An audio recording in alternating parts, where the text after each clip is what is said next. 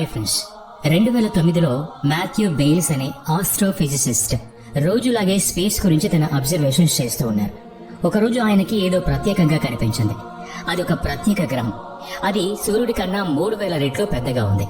అకస్మాత్తుగా అది సూర్యుడి చుట్టూ తిరగడం మొదలుపెట్టింది. ఇది మైండ్ బ్లోయింగ్ విషయం కదా. ఒక గ్రహం ఎంత పెద్దగా ఎలా ఉండగలదు? ఫిజిక్స్ ప్రకారం ఇంత పెద్ద నక్షత్రానికి గ్రావిటీ ఎక్కువగా ఉండటం వల్ల అది రూపం మారి అదొక చిన్న నక్షత్రంగా మారిపోతుంది. అయితే ఇక్కడ ఉన్నది ఒక గ్రహం, పైగా సూర్యుడి కన్నా పెద్దగా ఉన్నప్పుడు అది సూర్యుడి చుట్టూ తిరగకుండా సూర్యుడే తన చుట్టూ తిరగాలి కదా. కానీ మరి ఈ గ్రహం ఇతర గ్రహాల్లాగే సూర్యుడి చుట్టూ తిరుగుతోంది. ఇది ఎలా సాధ్యం? విశ్వంలో ఇలాంటి అద్భుతాలు ఎన్నో ఉన్నాయి. కాకపోతే ఇలా ఉండే అవకాశం ఉందని మనం ఊహించాం అంతే. అనేక ఆశ్చర్యకర విషయాలు ఇంకా ఉన్నాయి. ఒక గ్రహం సూర్యుడి చుట్టూ కాకుండా బ్లాక్ హోల్ చుట్టూ తిరుగుతోంది. మరో గ్రహాన్ని దాని చుట్టూ తిరిగే హాస్ట్ స్టార్ ఆక్రమించే క్రమంలో అందులో నుండి ఆ గ్రహం బయటకొచ్చింది. సైంటిఫిక్ గా ఇవన్నీ సాధ్యమేనా? ఈ విషయాలన్నీ ఈ రోజు ఈ వీడియోలో తెలుసుకుందాం. మనం సైన్స్ లో నేర్చుకుంటున్న ప్రాథమిక సూత్రాలన్నీ నిజంగా సాధ్యమేనా? ఒకవేళ సాధ్యమైతే ఇలాంటి ఎక్సెప్షన్స్ ఎక్కడి నుంచి వస్తాయి? లేదంటే ప్రాథమిక సూత్రాల్లోనే సమస్య ఉందా? ఈ రోజు ఈ విషయాల గురించి తెలుసుకుందాం. ఇక్కడ మెరుస్తూ కనిపిస్తున్న చిన్న పదార్థం సూర్యుడు. దాని పక్కనే ఉన్నది ప్లానెట్. ఇది PST-J17914338b. తన హోస్ట్ స్టార్ కన్నా 3000 రెట్లు ఎక్కువ ఉంది. ఈ గ్రహం రాళ్లతో కాకుండా డైమండ్స్ తో నిండి ఉంది. షాక్ కదా? ఇది మొదటి నుండి గ్రహంగా లేదు. తొలి దశలో ఇదొక నక్షత్రంగా ఉండేది. ఎల్లో డ్వార్ఫ్ స్టార్ గా ఉండేది. కాలానుగుణంగా ఇది నక్షత్రం నుండి గ్రహంగా మారింది. నక్షత్రాలు అంతమైతే అవి nova, super nova, hyper nova, black holes గా మారతాయి. చిన్న నక్షత్రం అయితే వైట్ డ్వార్ఫ్, అంతకన్నా పెద్దగా ఉంటే న్యూట్రాన్ స్టార్ గా మారతాయి. నక్షత్రం నుండి గ్రహంగా ఎలా మారింది? అందుకు కారణం దాని యొక్క హోస్ట్ స్టార్.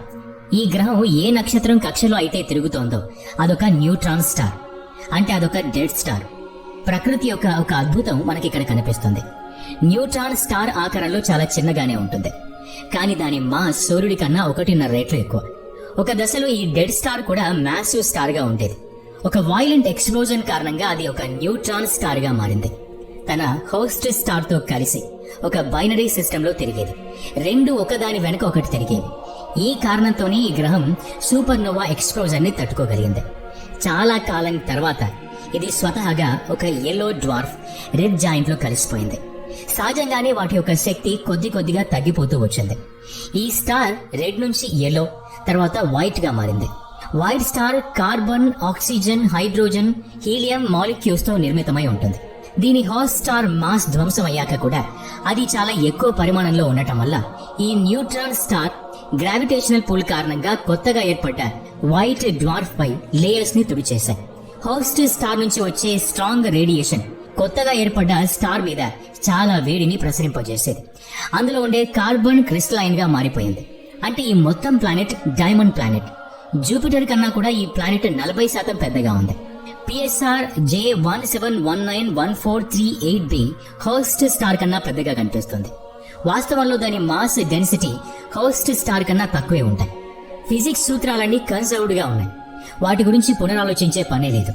మన సైన్స్ మీద మనకి నమ్మకం ఉండాలంతే. ఇవన్నీ తెలుసుకోవటం అవసరమా అంటే అవసరమని చెప్పాలి.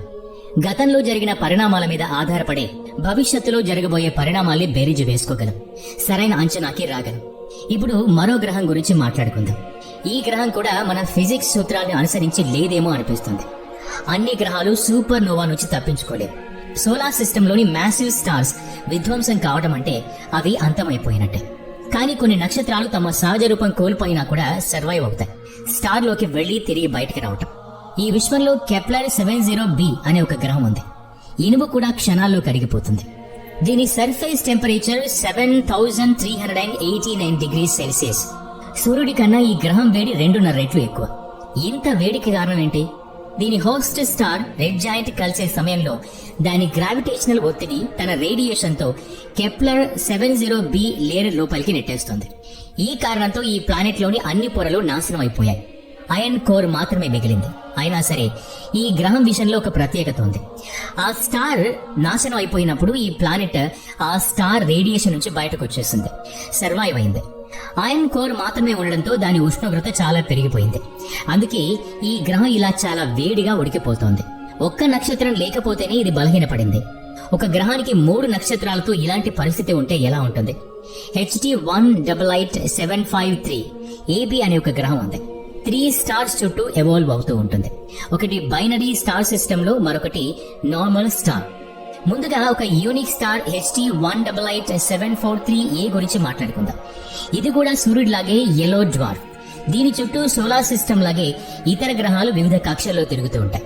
తేడా ఏంటి అంటే ఆ planet revolution of 3.3 earth days. HD 1888753B, HD 1888753C ఈ 2 నక్షత్రాల చుట్టూ ఎలాంటి గ్రహాలు తిరగవు. ఈ 2 నక్షత్రాలు ప్లానెట్ మరియు మెయిన్ స్టార్ చుట్టూ తిరుగుతాయి. మధ్యలో ఉన్న నక్షత్రం పెద్దగా ఉంది, అందుకే మిగిలిన నక్షత్రాలు దాని చుట్టూ తిరుగుతూ ఉన్నాయి. బైనరీ స్టార్స్ 2 ఒకే దగ్గర ఉన్నాయి, ఒకేలాగా కూడా ఉన్నాయి. అవి 2 ఒకదాని చుట్టూ ఒకటి తిరుగుతూ మెయిన్ స్టార్ చుట్టూ తిరుగుతాయి. సోలార్ సిస్టమ్ లో ఇవన్నీ చాలా అందంగా కనిపిస్తాయి. ఒక నక్షత్రం చుట్టూ ఒక ప్లానెట్, మరో 2 నక్షత్రాలు తిరుగుతూ ఒకదాని చుట్టూ మరొకటి కూడా తిరుగుతూ ఉన్నాయి. ఈ దృశ్యం చూస్తూ ఉంటే సినిమా లాగా ఉంది కదా. ఒక గ్రహం బ్లాక్ హోల్ చుట్టూ ఎలా తిరుగుతుంది? ఈ విషయం గురించి national astronomical observatory of Japan సంస్థకి చెందిన కీచి బాడా అనే శాస్త్రవేత్త మాట్లాడుతూ ఇలాంటి గ్రహాలు కూడా ఉన్నాయని చెప్తారు. ఆయన టీమ్ కి ఒక బ్లాక్ హోల్ చుట్టూ విపరీతమైన ధూళి రాళ్లు కనిపించాయి. ఆ రాళ్లలో వేలాది రోస్కో ప్లానెట్స్ ఉండే అవకాశం ఉందని అనుమానం వ్యక్తం చేశారు. ఇక్కడి 10,000 ప్లానెట్స్ లోని ఒక ప్లానెట్ మీద జీవరాశులు మనుగడ సాగించేందుకు కూడా అవకాశం ఉంది. ఒక బ్లాక్ హోల్ చుట్టూ ఇలాంటి గ్రహం ఉండడం సాధ్యమేనా? మనందరికీ అనుమానమే కదా. కానీ సరైన వేడి కాంతి ఉంటే కనుక అక్కడ హ్యాబిటబుల్ ప్లానెట్ ఉండడం సాధ్యమే. బ్లాక్ హోల్ కాంతిని కూడా మింగేస్తుంది కదా. అలాంటప్పుడు ఇవన్నీ ఎలా సాధ్యం? ఒక హ్యాబిటబుల్ కి కావలసిన వాతావరణం బ్లాక్ హోల్ చుట్టూ ఉండే యాక్రేషన్ డిస్క్ కారణంగా ఏర్పడుతుంది. యాక్రేషన్ డిస్క్ రాక్స్, డస్ట్, గ్యాసెస్ తో నిర్మితమై ఉంటుంది. ఇవన్నీ బ్లాక్ హోల్ చుట్టూ 90,000 కిలోమీటర్ల వేగంతో తిరుగుతూ ఉంటాయి. దీంతో వేడి ఉత్పన్నమవుతుంది, కాంతి కూడా విడుదలవుతుంది. అందుకే అక్కడక్కడ జీవరాశుల మనుగడ సాధ్యమే. యాక్రేషన్ డిస్క్ ఎనర్జీ ప్లానెట్ మీద కావాల్సిన శక్తిని ఏర్పరుస్తుంది. మరో పద్ధతి cosmic microwave background radiation. Big bang నుండి వెలువడ్డ తొలి కాంతిని నార్మల్ బయోస్కేప్ కూడా చూడలేకపోయింది. అలాంటిది ఆ కాంతి నుండి వేడి ఎలా ఉత్పన్నమవుతుంది అనే ప్రశ్న వస్తుంది. సిలేసియన్ యూనివర్సిటీ ఆఫ్ టెక్నాలజీకి చెందిన డాక్టర్ పావెల్ బకాలా CMBR ని ఒక హీట్ సోర్స్ గా వాడొచ్చని అంటారు.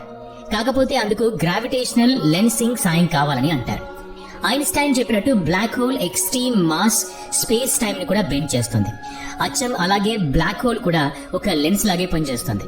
చిన్న ఉదాహరణగా చెప్పాలంటే ఒక భూతద్దాన్ని ఒక కాగితం మీద పెడితే ఆ వేడికి కాగితం ఎలా కాలిపోతుందో ఇక్కడ కూడా అలాగే జరుగుతుంది. CMBR ని ఫోకస్ చేసి వేడిని ఉత్పన్నం చేయొచ్చు. ఈ మోడల్ మీద ఇంకా పరిశోధనలు జరుగుతూనే ఉన్నాయి. వాటి ఫలితాలు ఎలా ఉంటాయో వేచి చూడాల్సిందే. ఈ వీడియో నచ్చినట్లయితే లైక్ చేయండి, షేర్ చేయండి. ఇలాంటి మరిన్ని వీడియోస్ కోసం ఈ ఛానల్ కి సబ్స్క్రైబ్ చేసుకుని బెల్ ఐకాన్ మీద క్లిక్ చేయండి. నెక్స్ట్ వీడియోలో మళ్ళీ కలుద్దాం. Thanks for watching.